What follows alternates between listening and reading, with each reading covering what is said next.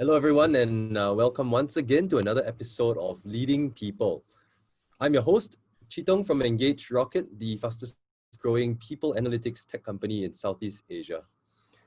And in this series, we explore different aspects of how leaders are navigating the current pandemic and economic situation to extract insights and best practices from those at the top of their field. And today, I have the privilege of speaking to Choong Luen, or Lien, as he's affectionately known to his friends, the Singapore GM at Gojek. Now, Lien was formerly the Southeast Asia head for McKinsey's Center of Government and served in the Singapore Armed Forces, Special Forces, contributing to missions in East Timor, amongst others. Welcome to the show, Lien. Hey, Chitong, real pleasure to be here. Well, over video, but sometime soon you need to buy me coffee. Yeah, definitely. Looking forward to it. And maybe just as an introduction for those of us who have been living under a rock, what does Gojek do, and how would you describe your role? So Gojek is a super app based in Southeast Asia, started in Indonesia. The name itself, Gojek, is a play on Ojek, which is a motorcycle taxi. So on-demand two-wheel ride-hailing was how we began. But then we really expanded into the key service verticals that a consumer really needs on a day-to-day basis. So food, moving yourself or moving things around, food, send, ride, and then we underlay that with payment services. So our GoPay wallet, and increasingly the distribution of digital services, whether it's telemedicine or insurance, through our platform. And we now are operating in Thailand, Vietnam, Singapore. We have a wallet in Philippines, and then of course Indonesia. I lead the operations in Singapore, where we just do ride hailing, and we've been here since the end of 2018. So it's been slightly over a year and a half. It's been super exciting at this point. And in Singapore, we also have our regional as well as our data science functions. So Singapore operations, the regional functions, a lot of the back end, whether it's your HR, finance, audit, tax, legal, and then a lot of our data scientists and business analytic teams also sit here in Singapore, where you have a lot of good talent, and that concentration actually really helps. Very cool. And for you yourself, who are the immediate people that report to you in your direct team? How are they organized? So I mean, it's a market team. So the market team,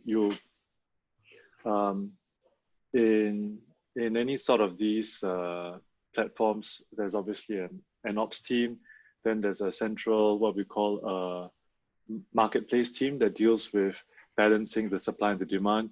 And then you have your normal functions, which would be, your PR, your HR, your finance, legal, the rest of the supporting functions. And then, of course, a very strong analytics team as well. I see. And since COVID-19 hit, right, what changes have you seen in your work life, the way that you interacted with your team, that has come about because of this pandemic? So no surprises for everyone who's been through this. It was sort of operating everything in camera for several months. And it's actually okay. I know I was telling my friends, so people are saying that, oh, this is great, we can actually all work from home in perpetuity. And I think it's only okay if you're talking about topping up a team that already has a very strong existing culture. I think what has been challenging is for new colleagues who onboarded that don't have that ability to have that face-to-face interaction. So if you say I'm renewing 10% of an organization, I think that's still okay. But if you're talking about, say, a brand new startup or a brand new division or a brand new project, we're really pulling people together that have never met before, I think that may be more difficult. So one of the challenges is this fallacy that pure face-to-face is good. It's good because you are drawing on the bank, or drawing on the balance of the previous investment of goodwill, understanding, and culture. So what has changed is obviously a lot more discussions. I think one of the issues is that your large group meetings are no longer as effective. Of course, we all know that even in person, once it is 20 or 30 people in the room, that is not a discussion. And we used to do that, right? I mean, I think all of us have been in meetings where you've had 20 or 30 people in the room. Generally, the rule of thumb tends to be only 5 to 10 folk at most would be speaking. That number, I think, is still true, but you know, the maximum size of an effective meeting to me seems to be a little bit less nowadays. That's So then you just the break it up into smaller groups. famous two pizza rule, right? That you can... There was that, but two pizza rule is live, right? So then you now have, what's your virtual equivalent of two pizzas? So we actually do this where, everyone does virtual drinks and we actually send food around virtually. And I mean, we send food around physically, but we meet virtually, but we all get online at the same time. I don't know what the two pizza rule is equivalent on Zoom. I suspect it's probably one pizza or half a pizza, right? Maybe 3 to 4 people is pretty nice, right? Maybe one pizza at max. So I guess you have to make some of these accommodations. And what that means is that the second pizza is actually eaten asynchronously, which means that I would meet with you. We pre-sync a little bit more, I think. I think a lot of people also talk about the need for greater documentation, which is a really good habit. That I think is a really positive change that has happened. So more documentation, smaller sizes, and a little bit more pre-syncing and pre-alignment before we actually get to a larger group meeting. Oh, very cool. So it sounds like to adapt to some of these changes, we've at least within your teams, for the actual working meetings, right? You need to kind of slice the team down to a little bit more manageable size, between like maybe 3 to 4, at most 5 to 6 on a Zoom call for discussions. And then what has happened to those big meetings? Like, do you still have them? We do. I mean, but even before we had big meetings, I used to say there are sort of 3 categories, right? Category 1 would be, let's start with big meetings. Big meetings is really about 80% broadcast and 20% clarification, right? And that's kind of like town halls, all hands. I mean, beyond 20 and on, right? 200, 2000. It's really that kind of time distribution. Then you have the sort of maybe a weekly cadence, or your regular cadence, where maybe half the time is an update and the other half the time would be clarification. And then you really have problem solving sessions where most people in the room would be asking questions, and then it'll be 10-20% of the time context setting, problem solve, statement defining, and then the rest of the time, 80% of the time, would be people asking questions or throwing out ideas. I find that in general, I won't say that we don't do the latter, but we probably could invest a little bit more in that kind of discussion.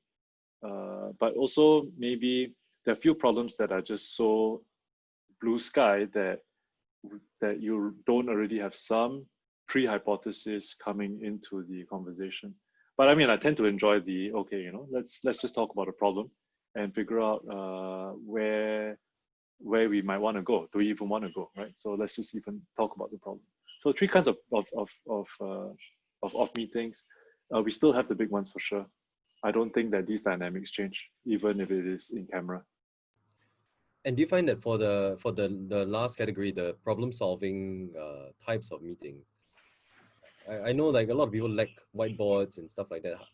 Do you use any special way to align everybody on at least to have the same picture of the problem before even getting the solution? Yeah.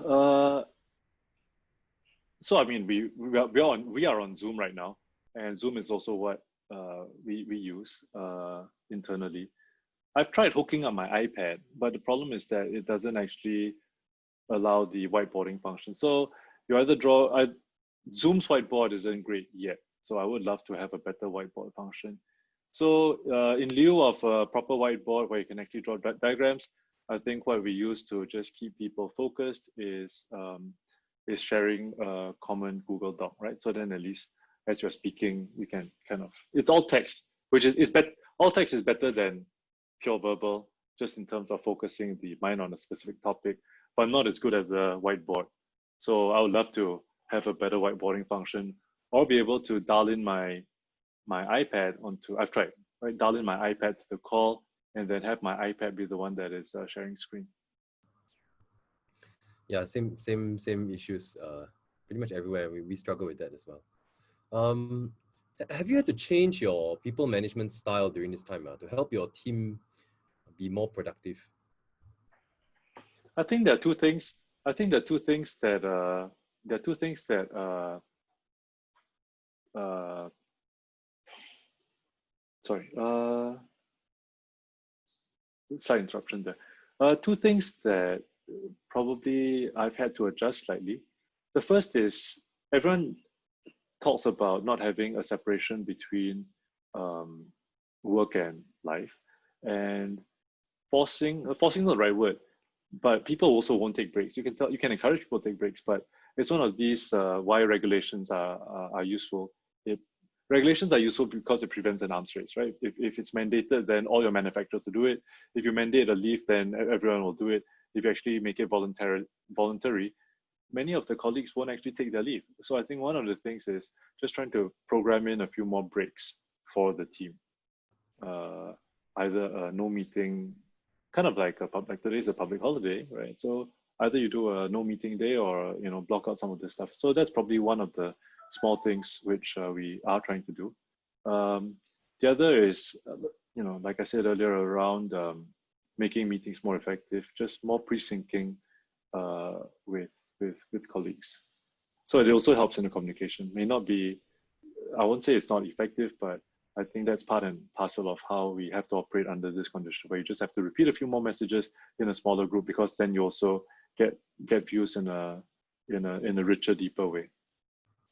And have you found yourself actually we've had two clusters of leaders that we're speaking to, right? So one really believe that actually while working from home, people become less productive. But then there's another class of leaders that believe actually while working from home, people tend to overwork themselves and push themselves too hard. So which camp do you think you fall into? It's not about, I don't think it's a choice thing. It really is dependent on the nature of your work. So think about it. I think there may be four categories. Category one during COVID is people who can't work from home anyway, right? So ride hailing, the drivers, they're in the cars, right? So they can't work from home. And with all the associated issues of, let's just make sure that we take care of their health and take care of their safety, car fogging, and other best practices, sanitization that we provide for the drivers, masks during that period. So first is people that can't work from home, then we just need to make sure that they're safe, right? Volumes may be down, but there is exposure. The second are people who work from home, but their work is proportional to volume. So for example, if there is no if there's no, let's say, you were doing marketing for offline events as a hypothetical, that you can still work from home, but the volume of your work is actually a lot less. The third are people where you work from home and your volume's the same. 1 hour of teaching in classroom versus 1 hour of teaching in digital. Okay, there's still a little bit of prep time, but by and large, it is an hour for an hour. And I think for many of us who are in sort of the digital industries, the work is proportional to change rather than proportional to volume, which means that with every 10% shift in demand, it was actually a significant business decision that we had to make. And so you're making decisions on the way as demand drops, and then you're making business calls as demand increases again.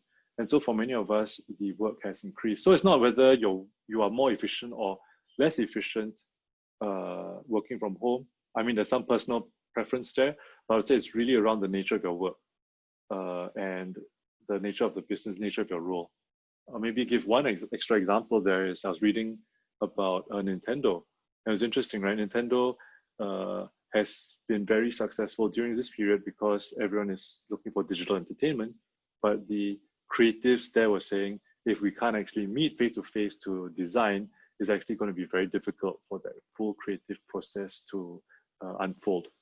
So here I would say it really depends on the nature of the role. Not so much, partially is the individual, but a lot more around the nature of your role and your work that decides whether work from home is effective for you or not. See, you mentioned earlier about sending around food, obviously through delivery services. But do you do any other special things to encourage a culture of high performance, high levels of engagement within your team?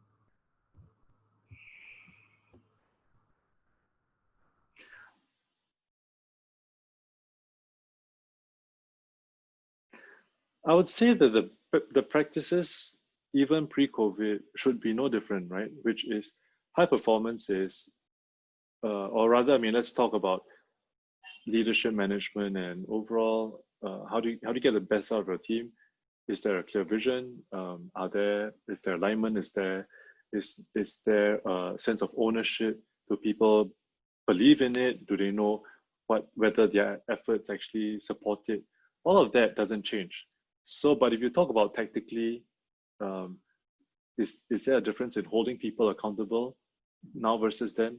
I'd say the same tools are being used. What might be slightly different is that just the acceleration of some of the uptake, right? We everyone uses Asana. We have OKRs. I mean, none of this has changed. Um, I guess, yeah, none of this has changed. Maybe what has helped is that the cadences of check-ins are much more structured. I mean, it was also there previously, but uh, now it's all scheduled into your calendar. I think the only thing that we do lack is serendipitous meetings. So there are many people who I would see previously, not regularly, but I'll see them because they were in the office. And they're not so directly close to me that I would necessarily schedule them in my day to day or my week to week. But I definitely like to see them, every 2 to 3 weeks or maybe on a monthly basis. But these are not people that I actually do schedule in now as deliberately as I would have in the past.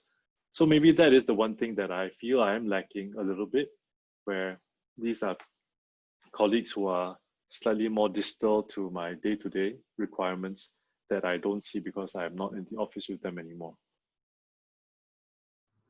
Okay, and actually, I mean, we're both ex-SAF, right? And I think maybe I have some idea of how you're going to respond to this. But do you feel like being in Commando Special Forces, like leading teams in environments of high stress, high uncertainty, do you feel like that experience from your past has been helpful in guiding how you view leadership today in this kind of high stress, high uncertainty environment?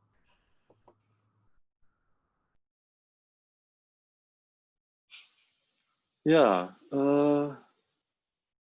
I'll just share a story from Ranger Course or Ranger School for those who may or may not be familiar. Ranger School, I did Ranger School in the US Ranger School. It's part of US Special Forces training.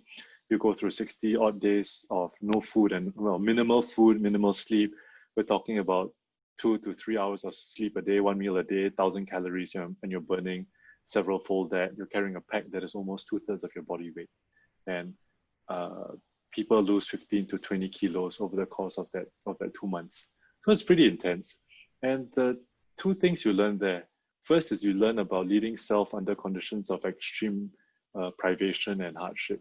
And I think I'd been through enough in sort of my own training and my own adventure experiences to have a good self-awareness of how I performed. I'm not saying that it was great or not great. I'm just saying that I know how I fail, or I know the ways in which I succeed and the ways in which I fail, and where my limits are and how much I can push. But for many, this was the first time they've been pushed to such limits.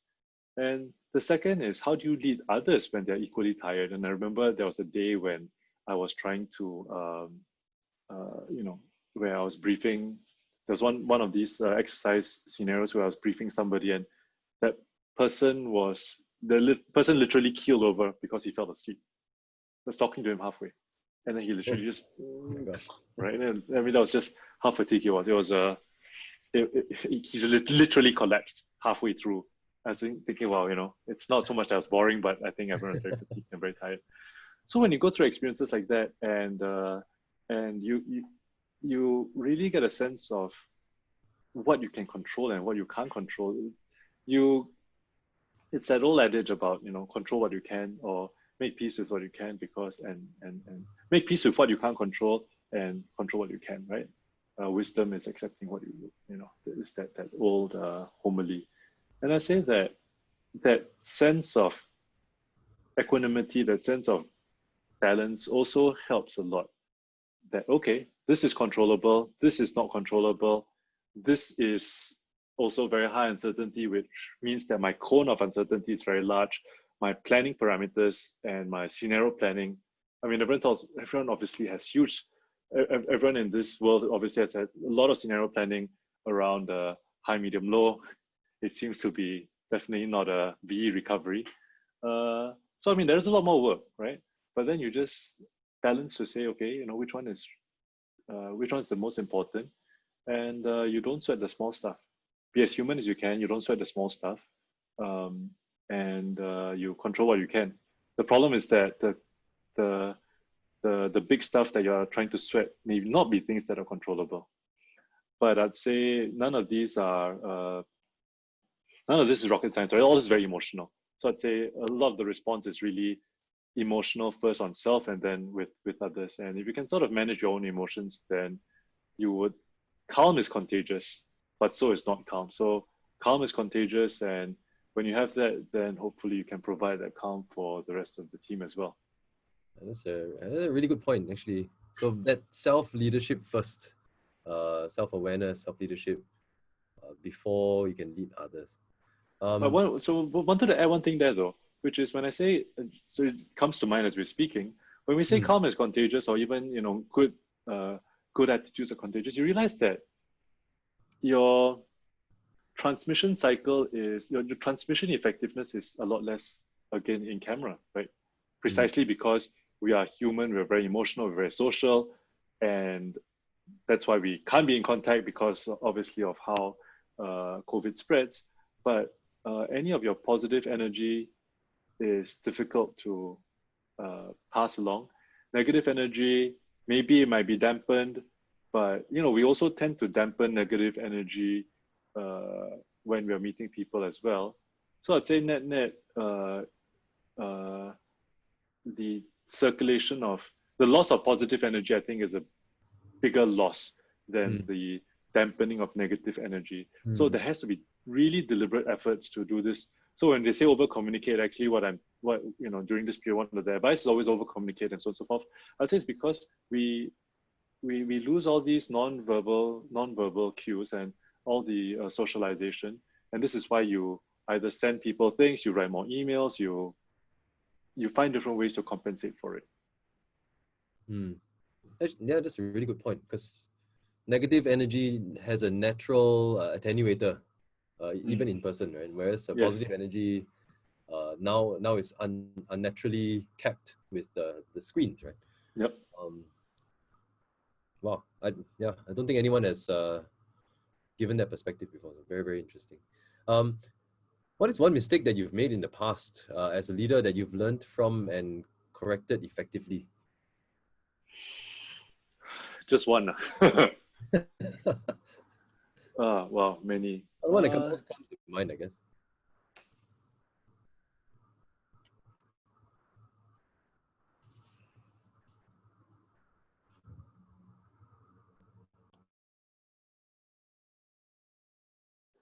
I'd say one thing that I always, and this is something, you know, would be great to discuss with you. And I ask all my friends, who, particularly those who work in human on the talent side, which is, if you think of Jim Collins' Good to Great, and the line in there, he's got five axioms.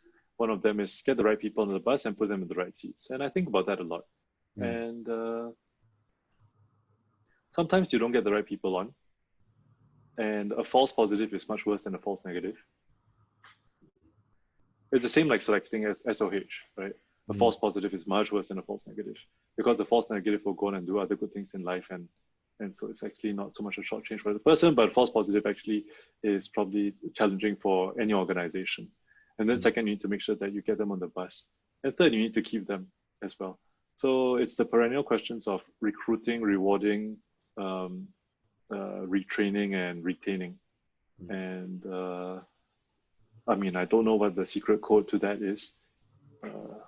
It's one of these things that that always sticks in my head, right? And whether it is thinking about the one that got away, or maybe maybe it may not be the best fit. Uh, that's on the human organizational side, because these are the ones that are very difficult to adjust course, change course, or unwind as well. Then I mean, there's a whole bunch of business decisions, but these I like these, right? These are the ones where you can be much more. It's much more intellectual about it. Of course, you have different teams that will have different positions. Some will say high, some will say low, some will say more, some will say less. But that is sort of the job that I have, to sit in the middle, to be that thermostat or the regulator. I think these are intellectual. These you learn from experience, and you get better. And if I say the people side and the business side, the people side is probably always a little bit more challenging, and things that I constantly wonder, how can we be doing this better? Okay, I'm going to transition into some quick fire questions. So these are intended to be responses that come top of mind to you. As a child, what did you want to be when you grow up? Oh, always wanted to be a doctor. My parents are both doctors. I always wanted to be a doctor. I got into med school, and the day I got into med school was also the day that the army asked me if I wanted to sign on. And because I was at that point in time, I was in the army already, doing my national service, and I was enjoying it so much that I said, this is for me. I would rather be doing this. So I turned down med school and joined the army. Wow, that's a big decision to make in a very short period of time. I did not know Uh, that.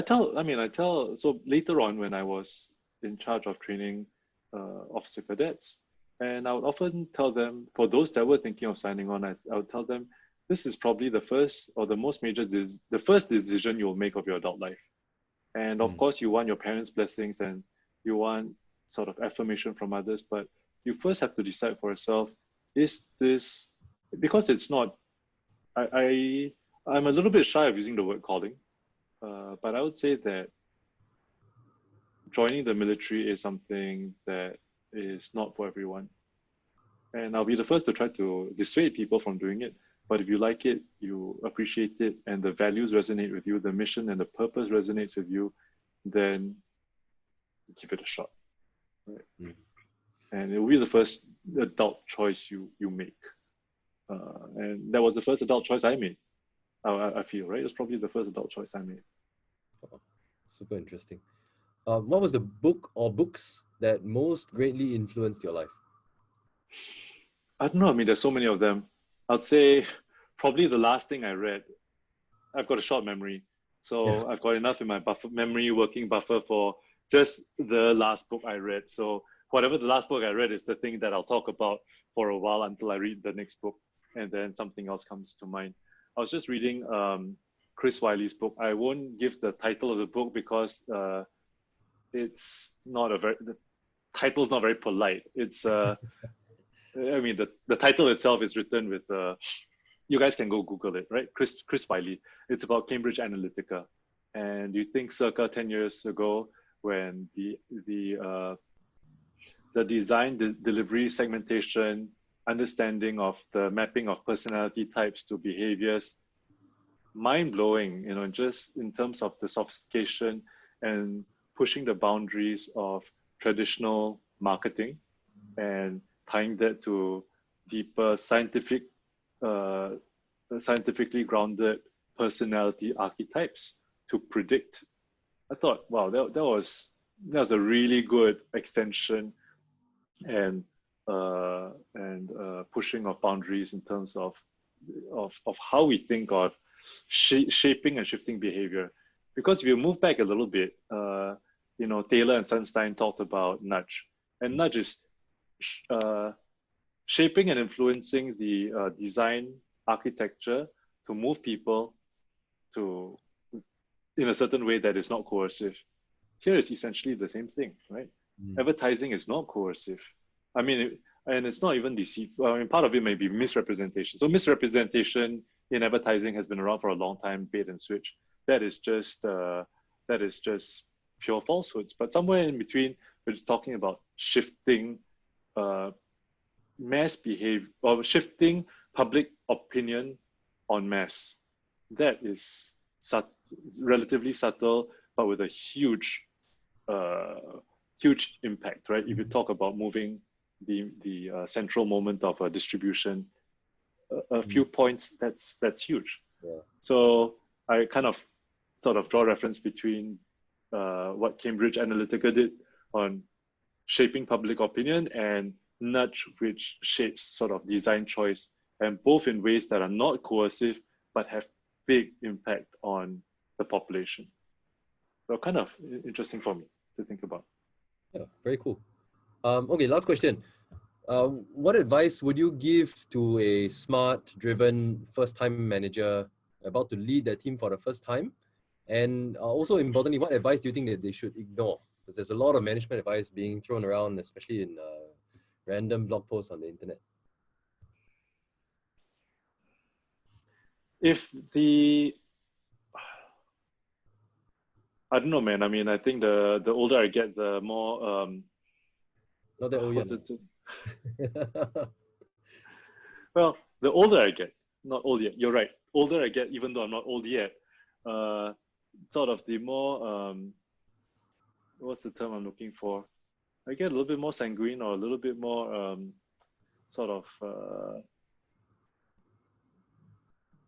I'm less definite about my opinions. Actually, the older I get, you realize it's again one of these axioms around there's greater uncertainty the more you know, and I actually find that the older I get, the more uncertainty I have.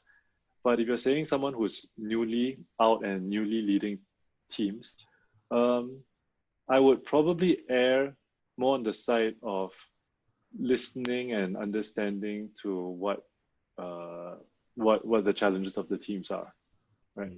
Because that cuts both ways. Again, everything's on a trade-off basis. If you only listen and you don't and you're not assertive or directive, so there's somewhere between. There's a good space in the middle. On one end, you have people who are extremely coaching. On the other hand, and affiliative, and on the other hand, you have people who are extremely directive and not very listening. And there's a nice happy space in the middle. You probably want to be here, but for a young manager, I'd probably be a little bit more here than to be there, because it is easy to be insecure. It's easy to feel threatened, challenged, feel inadequate, and as a result, you compensate by being directive or assertive. And I would say, if I had to err, I'll probably err on the listening first. As you get a bit more senior and you have a better sense of your own judgment around commercial and people decisions, then having shaped with a corpus of experience based on good and bad results in the field, then I think you can be much more directive. Interesting. Is there any bad advice that you think they should ignore that's floating around?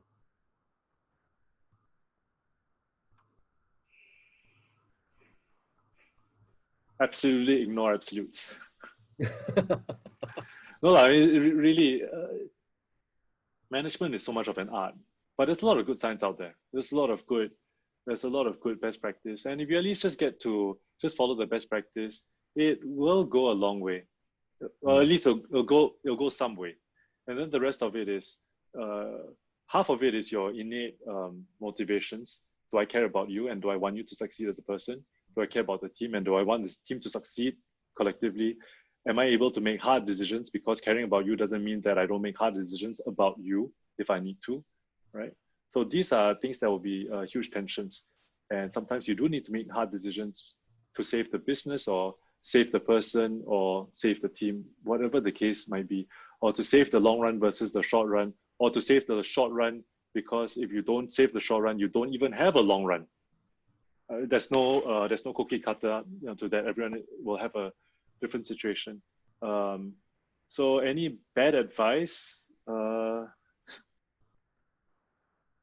open mind, right? But you have to make your own choice, because as even thinking of us when we were back in the military, ultimately you, to borrow, I'm not sure who your audience is, but you tar the responsibility, right? And so if you are the backstop, and you ultimately carry burden of success and failure. Failure is the burden you carry. Success is the team's effort. Failure, I think you really, and I'm not saying this in a particularly noble way, but you're there in that position for a reason that if it fails, there is a chain of accountability and it is on you. So, you know, bring an open mind. Some of the advice might be useful, maybe not. You need to make up your own mind though. Okay, well, that's a really good point. Yeah, I really enjoyed this conversation. Thanks so much for joining us, Lien. Everyone, this has been another episode of Leading People. And we've been speaking with Lien, Singapore GM for Gojek. I've been your host, Chitong from EngageRocket. And if you like this interview, please be sure to follow us on LinkedIn and subscribe to our channel. Thanks very much and speak to you guys again soon. Thanks, Chitong. And thanks to all the audience for listening to this.